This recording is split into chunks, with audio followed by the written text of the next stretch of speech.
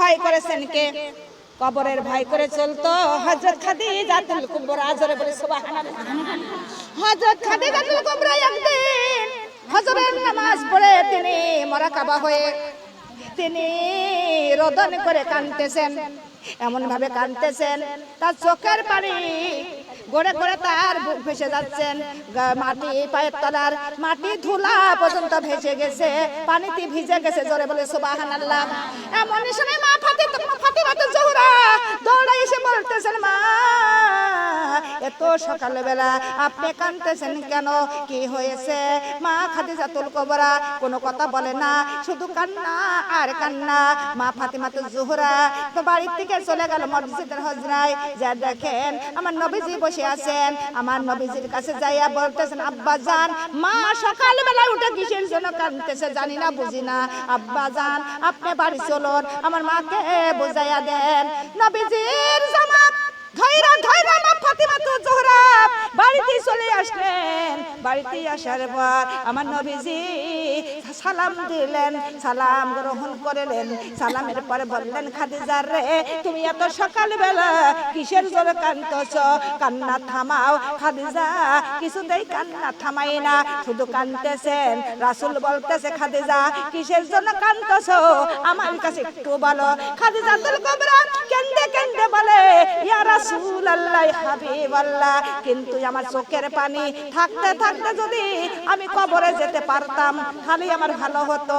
রাসূল গো, আল্লাহ তাআলা কোরআন কারীমের মধ্যে নিজেই ঘোষণা করেছেন, নিজেই ওয়াজ করেছেন, কুল্লু নাফসি যায়িকাতুল মাউত।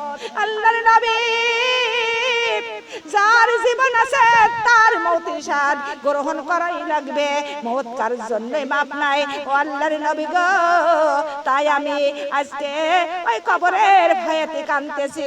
কিসের ভয়ে? জোরে বলেন। কবরের ভয়েতে কাঁদতেছি, কেননা দুনিয়ার মধ্যে যদি কেউ রোগের মধ্যে থাকে গো, কেউ ওই রোগের বিছানায় পড়ে যায়, কত আত্মস্বজন, কত ভাই বেড়াদা, কতজন বন্ধু বান্ধবরা পাশে বসে যায়, পাশে বসিয়া কত কথার মাধ্যমে সান্ত্বনা দিয়ে যায়, যায় কিনা? যদি কেউ বিপদে পড়ে যায় কতজন প্রতিবেশী আসিয়া সান্ত্বনা দেয়। আল্লাহর নবী যখন আমি কবরের মধ্যে চলে যাব, ওই কবরের হলো বড় বিপদ, মহা বিপদ। আর ওই বিপদের সময় আশেপাশে কেউ থাকবে না, কোনো স্বামী সন্তান, কোনো ভাই বারাদা কেউ থাকবে না। ওই কবরের মধ্যে একা একাই থাকতে হবে। বাবু ওই কবরের মধ্যে যখন বিপদ চলে আসবে কেউ আমার সান্ত্বনা দেবে না। ওই কবরের মধ্যে কারো সান্ত্বনা দেওয়ার ক্ষমতা নাই। তাই আমি কবরের বিপদের ভয়ে কাঁদতেছি। জোরে জোরে বলি সুবহানাল্লাহ। এমনই সময় মা খাদিজাতুল কুবরা বললেন, ইয়া রাসূলুল্লাহ হাবিবাল্লাহ, আপনার কাছে কয়েকটা জিনিস চাইবো, আমাকে দিবেন কিনা বলেন। আমার রাসূল করিম সাল্লাল্লাহু আলাইহি ওয়াসাল্লাম বললেন, খাদিজা রে তুমি চাও আমি দুয়ার মতো হইলে তোমাকে দিব। খাদিজাতুল কুবরা বললেন, ইয়া রাসূলুল্লাহ হাবিবাল্লাহ, আমার মওতের পরে আপনি গায়ের জুব্বাটা আমার কাপড়ের কাপড় বানাইয়া দিবেন। নবী গো, আপনার গায়ের কাপড় জুব্বা যদি আমার গায়ে থাকে ওরে মাটি চিনতে পারবে এ হলে রাসূলের বিবি। ও আমার নবী, আমার যখন কাপড়ের কাপড় পরানো হয়ে যাবে আমার জানাজার নামাজটাও আপনি পড়াইয়া দিবেন। নবী গো, আমার যখন দাফন করা হবে, দাফন করে সবাই চলে আসবে, নবী গো আপনি আমার কবর ছাড়বেন না। কেননা মুনকার নকির আসিয়া সওয়াল করবে যখন বসাইয়া, আমি যদি না পারি সওয়াল এর জবাব শুরু হয়ে যাবে ওই কবরের আযাব। ওই আমার নবী গো, আপনি আমার হয়ে কই সওয়ালের জবাবটা দিয়ে দিবেন। জোরে জোরে বলি সুবহানাল্লাহ। নবীজি বললেন, খাদিজা রে, কিন্তু আদম আলাইহি ওয়াসাল্লাম থেকে ঈসা আলাইহি ওয়াসাল্লাম পর্যন্ত যত নারীগণ মারা গেছে পুরুষগণ মারা গেছে, কিন্তু কোন কারোর কবরে মুনকার নকির সওয়ালের জবাব কারোর দেওয়ার ক্ষমতা নাই। আছে জোরে বলেন। কিন্তু আমি কেমন করে তোমার মুনকার নকির সওয়ালের জবাবটা দেব? নবীজি সিজদায় পড়ে কান্দে, হে দুনিয়ার মা বোনগো। এমন সময় আল্লাহ জিবরাইল আমিনকে পাঠাইয়া দিলেন। জিবরাইলকে বললেন, ও জিবরাইল, আমার বন্ধুর কানে কানে বলে দাও, আমার খাদিজাতুল কুবরার ও মুনকার নকির সওয়ালের জবাব আমার রাসূল দিয়ে দিতে পারবেন। জোরে বলে সুবহানাল্লাহ। তখনই আমার রাসূল বললেন, খাদিজা রে, তুমি যেগুলা কথা বলেছো আমি সব ওয়াদা করে নিলাম। খাদিজাতুল কুবরা তখন একটু খুশি হয়ে গেল। নবীজি বুঝতে পারলেন আমার খাদিজার আর বেশি সময় নাই, খাদিজা মনে হয় দুনিয়াটা ত্যাগ করবেন। খাদিজাতুল কুবরা 10 রমজানে ইন্তেকাল করেছিলেন। তার বয়স হয়েছিল 65 বছর।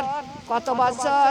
65 বছরে আমার খাদিজাতুল কুবরা ইন্তেকাল করেছিলেন।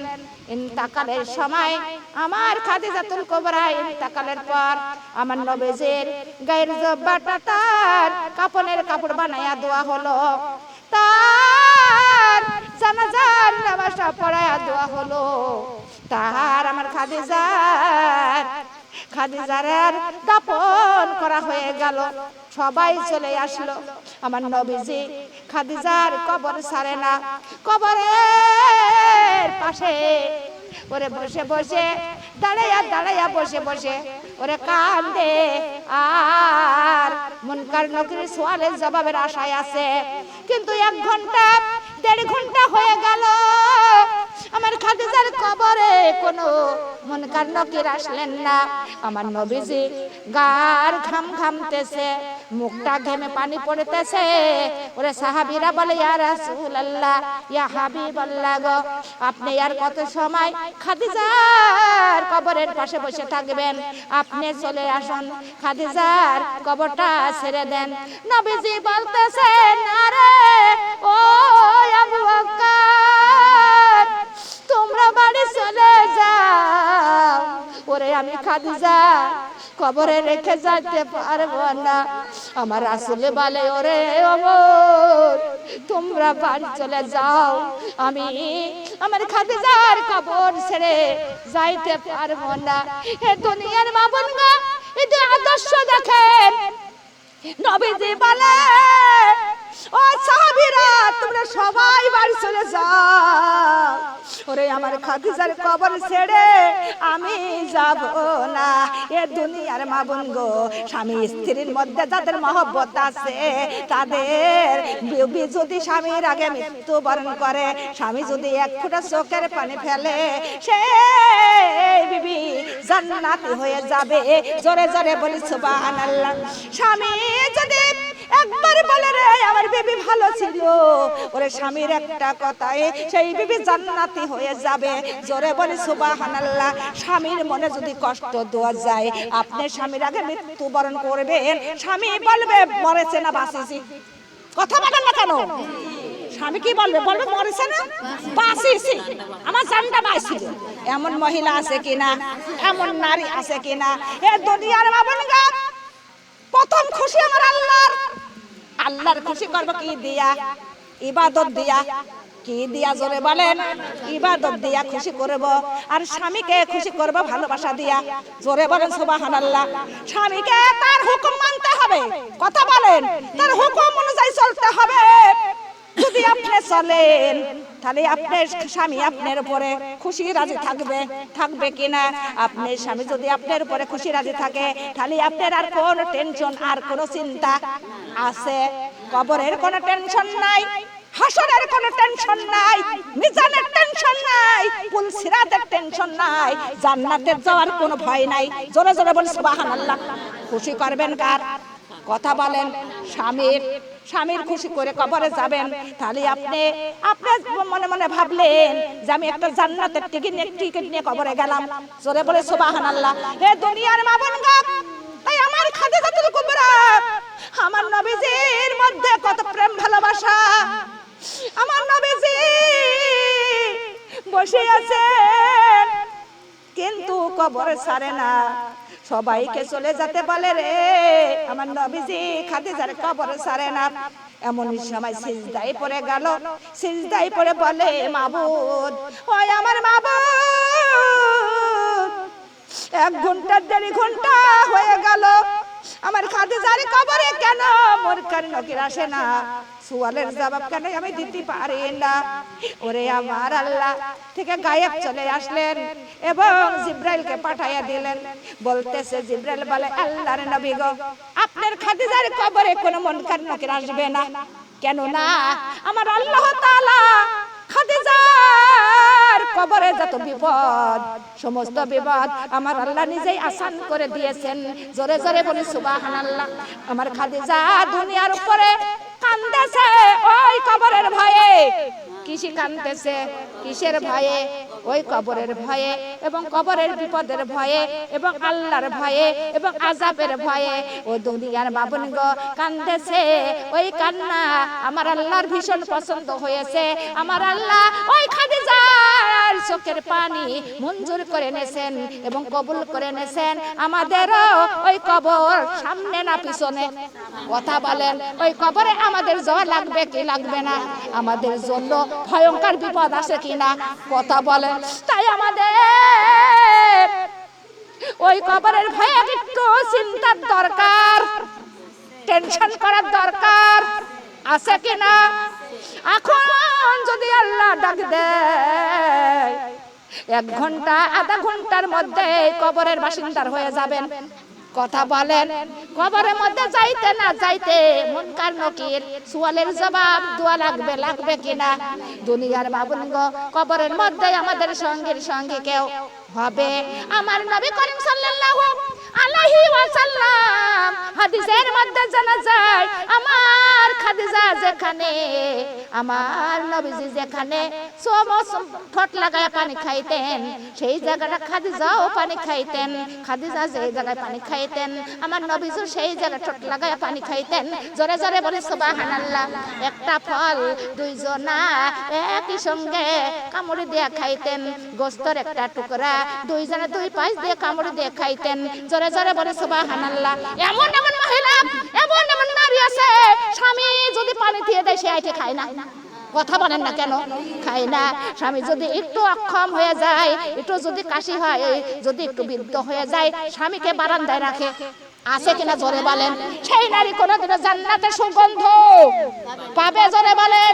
সেই নারী কোনোদিন জান্নাতে যাওয়ার কোনো আশা নাই, কোনো আশা নাই। আল্লাহ বলে, ফি নারী জাহান্নামা খালিদিন, তারা যাবে জাহান্নামে। জাহান্নাম তাদের স্থান, জাহান্নামের বাসিন্দার হয়ে যাবে। জাহান্নামটা বড় দুর্গন্ধ। জাহান্নামের খাদ্য হবে পূজার রক্ত। জাহান্নামের খাদ্য ওই পূজার রক্ত খাইয়াও তাদের ক্ষুধা মিটবে না। তখন একটা জাক্কাম গাছ, একটা জাক্কাম গাছ এনে দেওয়া হবে। জাক্কাম গাছ খাইয়াও তাদের ক্ষুধা মিটবে না। জাক্কাম গাছ যখন খাইতে শুরু করবে, গলার মধ্যে আটকে যাবে, এদিকে উঠবে না, এইদিকে নামবে না। তারা পানি পানি বলে চিৎকার মারবে। পানি ফুটান্ত গরম পানি এনে দেওয়া হবে। ওই গরম পানির পেয়ালা হাতে নিতে না নিতে তার মুখের মাংস তাদের খসে খসে পড়ে যাবে। জোরে বলি নাউজুবিল্লাহ। এ দুনিয়ার মাবুন গো, স্বামীকে ভালোবাসা দিতে হবে, হবে কিনা? স্বামী যদি অসুস্থ হয়ে যায়, সেবা করবে কে? কথা বলেন।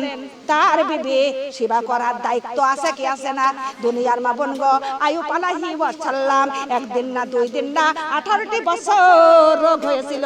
কয় বছর? জোরে বলেন। 18টি বছর। সব বিবি 3টা 4টা বিবি ছিলেন, 3টা বিবি চলে গেল।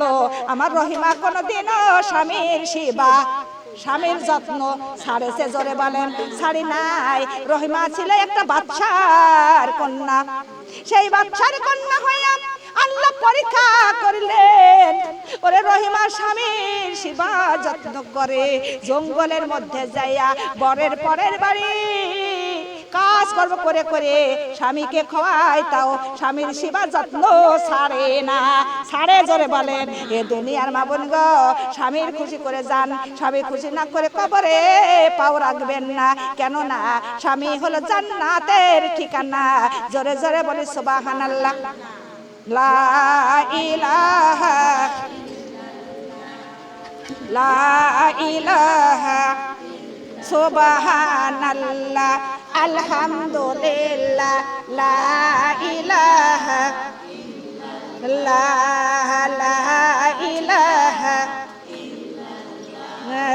আল্লাহর নামটি বড়ই কড়া যারে তারে দিল সে দেয় না ধরা আল্লাহর নামটি বড়ই কড়া যারে তারে দিল সে দেয় না ধরা যার দিল দিবে ধরা যাহার দিল দিবে ধরা তার আছে ইমান ভরা লা ইলাহা ইল্লাল্লাহ লা ইলাহা ইল্লাল্লাহ আল্লাহর নামটি বড়ই কড়া যারে তারে দিল সে দেয় না ধরা আল্লাহর নামটি বড়ই কড়া যারে তারে দিল সে দেয় না ধরা যার দিল দিবে ধরা যার দিল দিবে ধরা চোখে দে পানি পড়ে ঝরে ঝরা লা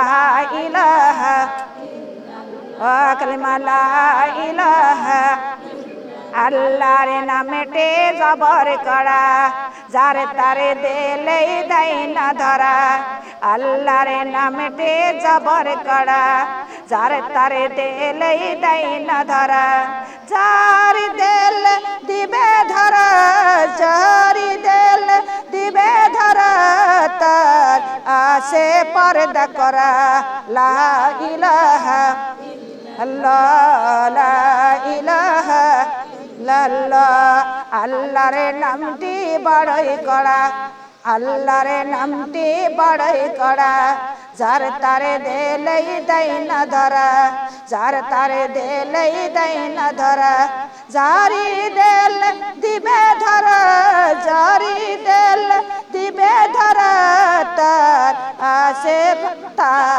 আসে নামাজ পড়া লা ইলাহা কালিমা লা ইলাহা আল্লাহ লা ইলাহা আল্লাহর নামটি জবর করা যার তারে দিলেই দেয় না ধরা আল্লাহর নামটি জবর করা যার তারে দিলেই দেয় না ধরা যার দিল দিবে ধরা যারি দিল দিবে ধরা তার আছে ইমান ভরা লা ইলাহা কালিমা লা ইলাহা কালিমা লা ইলাহা কালিমা লা ইলাহা ইল্লাল্লাহ মুহাম্মাদুর রাসূলুল্লাহ সাল্লাল্লাহু আলাইহি ওয়াসাল্লাম আলহামদুলিল্লাহ নবীজির যখন খাদিজার সঙ্গে বিবাহ হয় আমার নবীজির বয়স ছিল 25 বছর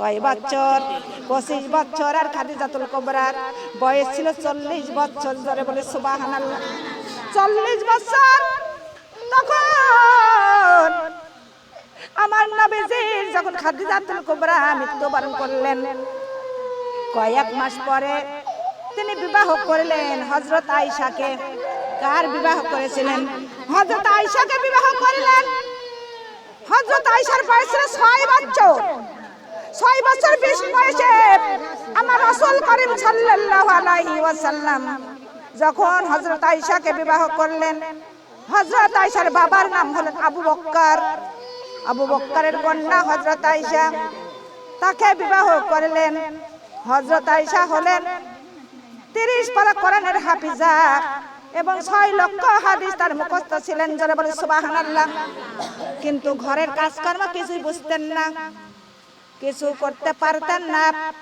এমন সময় কয়েক মাস পরে আবার আমার রাসূল বিবাহ করলেন হযরত সাউদাকে যারা বলে সুবহানাল্লাহ হে দুনিয়ার মাবুনগা কিছুদিন পরে আমার নবীজি নামাজ পড়ে পড়ে আল্লাহর কাছে দোয়া করে শুধু খাদিজার জন্য কার জন্য জোরে বলেন খাদিজার জন্য শুধু দোয়া করে ও দুনিয়ার মাবুনগা স্বামীর মনে যদি আঘাত না দেওয়া যায় স্বামীর মনে যদি কষ্ট না দেওয়া যায় স্বামী অবশ্যই বিবির জন্য দোয়া করে করে কিনা জোরে বলেন? স্বামী অবশ্যই ওই বিবির জন্য আল্লাহর কাছে প্রার্থনা করে, কিন্তু চাই বিবি স্বামী স্ত্রীর মধ্যে মহব্বত থাকার দরকার আছে কিনা জোরে বলেন? হে দুনিয়ার বাবুন গো, মহব্বত থাকতে হবে। আর যার স্বামী স্ত্রীর মধ্যে যাদের মহব্বত নাই, তারা মৃত্যুর পরেও কোনো দোয়া করে জোরে বলেন? তাদের মনে তো শুধু কষ্ট আর কষ্ট। কথা বলেন ঠিক না বেঠিক? হে দুনিয়ার বাবুন গো, একদিন হযরত খাদিজাতুল কুবরা যখন মারা গেছে, আমার নবীজি একদিন হযরত আয়েশার ঘরে শুয়ে আছেন। এমন সময় হযরত আয়েশা চেতন হয়ে দেখে নবীজি পাশে নাই, কিন্তু নবীজি কোথায় গেছে? চেতন হয়ে দেখলেন নবীজি ঘরের মধ্যেও নাই, আশেপাশেও নাই, কিন্তু মসজিদেও নাই, কোন জায়গায় নাই নবীজি। ওরে মসজিদের কোনায় দাঁড়িয়ে দাঁড়িয়ে দুইটা হাত আল্লাহর দিকে আকাশের দিকে তুলে তিনি দুই চোখের পানি ছেড়ে দিয়ে আরে আমার মা খাদিজার জন্য দোয়া করতেছেন। জোরে জোরে বলে সুবহানাল্লাহ।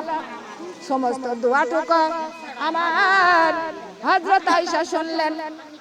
শোনার পরে তখন হযরত আয়েশা বলতেছেন, ইয়া রাসূলুল্লাহ, হাবিবাল্লাহ, আপনি খাদিজা তো বৃদ্ধা হয়ে গিয়েছিল আপনার চাইতে, কিন্তু অনেক বয়সে বড় ছিলেন খাদিজা। আর খাদিজা মধ্যে এমন কি গুণ ছিল যে আপনি তার জন্য রেনা জারি করে কাঁদতেছেন, রেনা জারি করে কাঁদতেছেন এবং চোখের পানি ছেড়ে ছেড়ে কাঁদতেছেন আর দোয়া করতেছেন। এই কথাটা বলার পরে আমার নবীজির মুখটা মলিন হয়ে গেল, নবীজির মুখটা বেজার হয়ে গেল। তখন হযরত আয়েশা বুঝতে পারলেন, বুঝতে পেরে বলতেছেন, আল্লাহর নবী, আমি আল্লাহর কসম করে বলতেছি, আমি আর কোনদিন খাদিজার সম্পর্কে আপনার কাছে আর কোনদিন কিছু বলবো না। খাদিজার মধ্যে কি গুণ ছিল আল্লাহর নবী গো, আপনি আজকে বর্ণনা করে আমাকে শোনায়া দেন। আমি আর খাদিজার সম্পর্কে কোনদিন কিছু বলবো না। জোরে জোরে বলে সুবহানাল্লাহ। আমার আল্লাহর নবী দুই চোখের পানি ছেড়ে দিয়ে কান্দে আর বলতেছে, ও আয়েশা শুনে নাও, আমার খাদিজার গুণের কথাই আমি আর কি বলবো। খাদিজাতুল কুবরা, ওরে আমি যখন কালিমার দাওয়াতে যাইতাম, আমার খাদিজা দরজার সঙ্গে পিঠ হেলান দিয়ে বসে থাকতেন। আমার খাদিজা কোনো সময় ঘুমাইতো না। আমি যখন একটা ডাক দিতাম, আমার খাদিজার সঙ্গে সঙ্গে ঘরের দরজাটা খুলে দিত। আমি যদি বলতাম, খাদিজা রে, তুমি এখনো কি ঘুমাও নাই? খাদিজা বলেন, ইয়া রাসূলুল্লাহ, ইয়া হাবিবাল্লাহ গো, আল্লাহর নবী কালিমার দাওয়াতে যায়, তার বিবি কেমন করে বিছনায় ঘুমায়, তাই আমি ঘুমাই নে। আপনি যদি ডাক দেন, আমি যদি ঘুমে থাকি, যদি টেনে না পাই, তাহলে আমার মনে, আমার স্বামীর মনে কষ্ট হবে এবং আমি গুনাহগারী হয়ে যাব। জোরে বলে সুবহানাল্লাহ। ও আয়েশা, আমার খাদিজার কি বলবো গুণের কথা। আমি যখন কাফেরের ভয়ে অত্যাচারে যখন হীরার গুহায় আমি থাকতাম, আমার খাদিজা কাফেরের ভয়ে সমস্ত কাফেরের শোয়াশিতে পড়ে, তখন কিছু খাবার নিয়ে আমার খাদিজা চলে যেত ওই চুপে চুপে পাহাড়ের কিনারায়। ওরা লতা পাতা ধরিয়া খাদিজা পাহাড়ে উঠে যেত।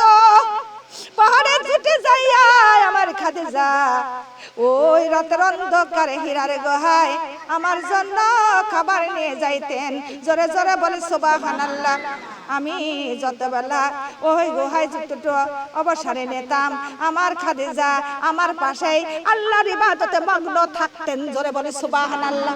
এ দুনিয়ার মাবনগা আল্লাহর নবী বলেন, আয়েশা কি বলবো আমার আর খাদিজার কথা। আমার খাদিজা আমার সঙ্গী ছাড়ি নাই, রাতের অন্ধকারে আমার সাথী ছিলেন, আমার বিপদের সাথী ছিলেন, আমার সব সময় আমার খাদিজাই আমার পাশেই ছিলেন। জোরে জোরে বলে সুবহানাল্লাহ। আয়েশা রে যখন আমার বাবা মারা গেল, মা মারা গেল, দাদা মারা গেল, আমার আর পৃথিবীতে আপন বলতে কেউ ছিল না। ওরে চাচা আবু তালেব, আমার চাচা যখন আমার লালিত পালিত করলো, আমার চাচাও মারা গেল, আর কেউ নাই, চারিদিকে শত্রু আর শত্রু, আমার আশ্রয় দেওয়ার মতো ওরে এই মক্কা নগরে কেউ ছিল না। ও আয়েশা, এই মক্কা নগরে সমস্ত ধনী মহিলা ছিল, একমাত্র খাদিজাতুল কুবরা। খাদিজাই আমার স্থান দিয়েছিল, আমার আশ্রয় দিয়েছিল। খাদিজার বাড়িতে আমি কতদিন ছিলাম, থাকার পরে আমার খাদিজা বিবাহর প্রস্তাব দিলেন। আমার খাদিজা সমস্ত ধন সম্পদ ইসলামের পথে বিলিয়ে দিলেন। ওরে খালি হাত নিয়ে আমার সঙ্গের বিপদের সঙ্গী হয়েছিলেন। জোরে বলে সুবহানাল্লাহ, লা ইলাহা কালিমা লা ইলাহা সুবহানাল্লাহ, লা ইলাহা। আমার নবী দয়ার নবী গো, আপনি নবী আমার জীবনের জীবন। আমার নবী দয়ার নবী গো, আপনি নবী আমার জীবনের জীবন। আপনি নবী আমার জীবন সাথী, অন্ধকার কবরের বাতি। আপনি নবী আমার জীবন সাথী, অন্ধকার কবরের বাতি। আপনি ছাড়াই আমার বাসে না জীবন, আপনি ছাড়াই আমার বাসে না জীবন। আমার নবী দয়ার নবী গো, আপনি নবী আমার জীবনের সাথী। আপনি নবী আমার জীবন সাথী, কঠিন হাসরের বাতি। আপনি ছাড়া বাসে না জীবন, আপনি ছাড়া বাসে না জীবন। আমার নবী দয়ার নবী গো, আপনি নবী আমার কবরের সাথী। আপনি নবী আমার কবরের সাথী, অন্ধকার কবরের বাতি। আপনি নূরে সৃষ্টি জাহান, আপনি নূরে সৃষ্টি জাহান। আলহামদুলিল্লাহ, আলহামদুলিল্লাহ। আমার খাদিজাতুল কুবরা সব সময় রাসূলের সঙ্গে থাকতেন, বিপদের সাথী ছিলেন, ওরে সুখের সাথী, সব কিছুর সাথী ছিলেন। জোরে বলে সুবহানাল্লাহ। এ দুনিয়ার মা বোনগণ, আল্লাহর নবী বলতেছেন আয়েশা, আমার খাদিজা ছিল দুঃখের সাথী, আর তোমরা সব হলে আমার সুখের সাথী। আমার খাদিজা আমার সঙ্গে কত বিপদের মুখোমুখি হয়েছে, কত বিপদ, তাও আমার খাদিজা আমার সঙ্গে ছাড়ে নাই। তোমরা সবাই আমার এখন সুখের সাথী, আমার দুঃখের সঙ্গে ছিল একমাত্র খাদিজা। জোরে বলি সুবহানাল্লাহ। হে দুনিয়ার মা বোন গো, সে খাদিজার মতো আমাদের একটু চরিত্রবান হওয়ার দরকার আছে কিনা? স্বামীর ভালোবাসার দরকার আছে কিনা? ইসলামের পক্ষে কিছু দান করার দরকার আছে কিনা? জোরে বলেন। হে দুনিয়ার মা বোন গো, আল্লাহ বলেন করদান হাসানাও, আল্লাহ বলতেছেন হে বান্দা কোথায় কে আছো, আমাকে কর্জ দাও, আমাকে কর্জ দাও। হাসরের ময়দানে তোমাদের প্রচুর গুণ আমি তোমাদের দিয়ে দিব। জোরে বলি সুবহানাল্লাহ। হে দুনিয়ার মা বোন গো, কর্জ চাচ্ছে কে? কথা বলেন, কে চাচ্ছে? আল্লাহ। আল্লাহ নিয়ে কে আল্লাহর বাড়িতে নিয়ে যাবি? কথা বলেন, আল্লাহর বাড়িতে নিয়ে যায় না, কিন্তু আপনার গরিব মিসকিন, এমনকি ইসলামের পথে আপনারা কিছু দান করবেন। আল্লাহর হুকুম কার হুকুম? কথা বলেন, আল্লাহর হুকুম সবই ফেলে দিয়ে চলে যাবেন, যাবেন কি না? সব কিছু নিয়ে যাবেন? কিছু নিয়ে যাবেন না, সব রেখে যাবেন। খাবে আপনার লোকে, কবরেতে রেখে আসবে, খাবে আপনার সাপে আর পোকে। কথা বলেন ঠিক না বেটি? আপনি সাপে পোকে খাবে, আর এই দুনিয়ার মধ্যে ধন সম্পদ রেখে যাবেন, আপনি সমস্ত লোকে খাবে। খাবে কিনা? লা ইলাহা